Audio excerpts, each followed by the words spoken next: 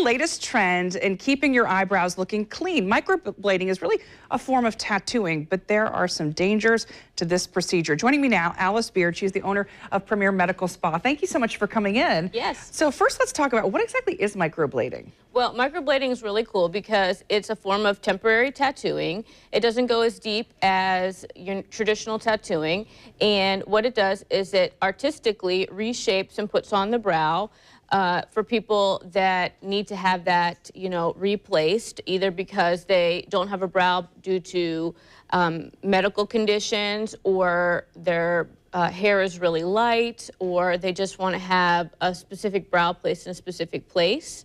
And so they can have their brow reshaped and replaced temporarily through microblading. So we have a picture to show a before and after of when microblading goes right. Okay, so here we see, it really defines an eye. And I've noticed, as I'm aging, I'm losing a little bit of hair up there, and a lot of women will either draw them on with a pencil. This just does it where you don't have to worry about it every day. Yeah, it's really great because it doesn't fade out like a lot of the permanent tattoo makeup does. It's brush-like strokes. They look like real hairs. They stay right in place. And it's temporary. It tends to last anywhere from 6 months to a year or a little bit longer than that. If it's placed right in the top layer of the skin, the epidermis, which is what makes it temporary, our epidermis skin cells fall off, and so eventually they will slough off and fall off, and you can get touch-ups or you can have them redone, and the markings stay crisp and the color stay crisp. And it looks great. But it looks great. Yes, but the reason you're here is because, you have a medical spa and you help women do this there, but you've seen it pop up in a lot of other places where they might not be professionally trained to do this, and it can be incredibly dangerous. Well, right. It's become so popular that supply and demand is difficult. And so I think that a lot of people are doing it that maybe are not licensed or not trained. And the key to medical spa is that medicine and spa come together, and so we can make sure we're doing it right, take care of complications. Absolutely, and there can be serious complications. Let's start showing the pictures of what can go wrong, and we will warn you. They're gross. We talked about that at the beginning. Yeah. What happened here? This is actually a herpes simplex or herpes zoster issue. And how do you get that from microblading? Well, this is a virus, so it can be on the equipment. It can be on a person's hands. It can be on the table. It can be on the pillow.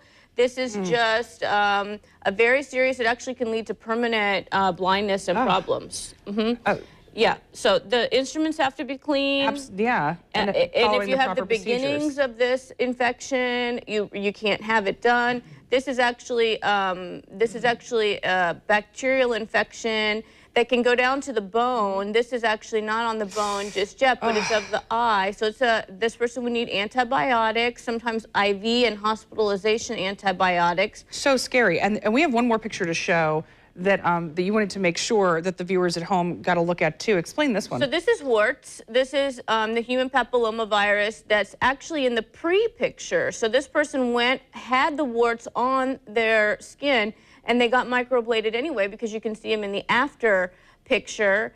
And so the technician didn't refuse to do it. And that's concerning to me because they could spread them, and they're really difficult to get rid of. A lot of times, they can spread, and they can take months of treatment to get rid of and be really problematic. So your final thoughts on this, and the reason that you're here and wanted to talk to people is that you need to go to a medical professional. You need to be going to which is either a accredited medical spa, plastic surgeon, something along those lines. Yes. Make sure they're licensed. That they have their license displayed. Ask to see.